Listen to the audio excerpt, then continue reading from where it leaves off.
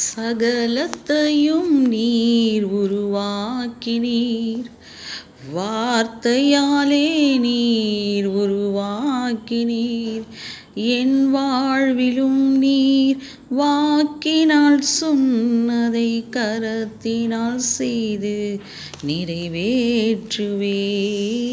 என் வாழ்வில் நீர் வாக்கினால் சொன்னதை கரத்தினால் செய்து நிறைவேற்றுவீர்.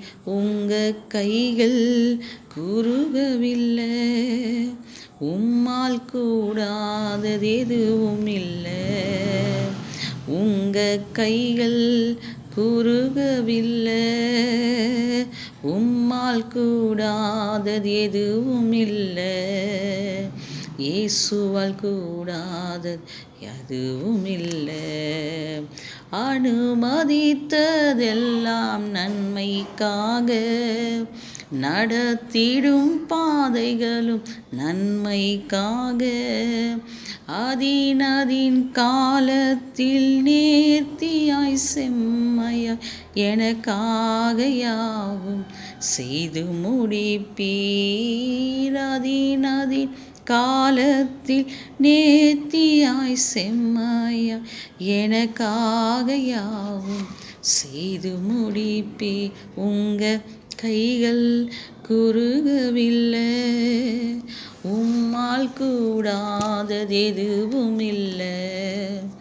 இயேசுவால் கூடாதது எதுவும் இல்லை. இயேசுவால் கூடாதது எதுவும் இல்லை. Praise the Lord. எல்லாம் எப்படி இருக்கீங்க? நல்லா இருக்கீங்களா? இந்த நாளிலும் நாம் தியானிக்கப் போகிற வசனம் லூக்கா எழுதின சுவிசேஷம் 12வது அதிகாரம் 6வது வசனம். 2 காசுக்கு 5 அடைக்கலான் குருவிகளை விற்கிறார்கள் அல்லவா? அவைகளில் ஒன்றாகிலும் தேவனால் மறக்கப்படுவதில்லை. ஆகாயத்து பறவைகள், பட்சிகள், அதையே கர்த்தர் விசேஷமாய் பார்க்கிறார்.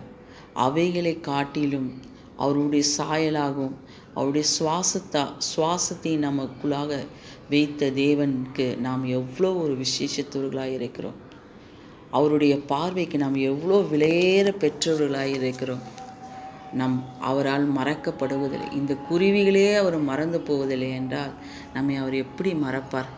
இந்த நாளிலும் ஒருவேளை என்னை இவங்க மறந்துட்டாங்க, என் ஃப்ரெண்டு மறந்துட்டாங்க, எல்லாம் சொன்னதெல்லாம் மறந்துட்டாங்க, மற்றவர்கள் எல்லாம் என்னை உதாசீனப்படுத்திட்டாங்க என்று கவலைப்படுறீங்களா?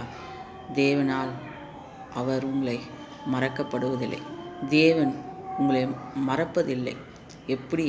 ஆகாயத்து பறவைகள், குருவிகள், பட்சிகள், அவைகளை காட்டிலும் அவருடைய சாயலில் இருக்கிற நாமும் அதிக விசேஷித்தவர்கள் அல்லவா? நீங்கள் மறக்கப்படுவதில்லை. God bless you.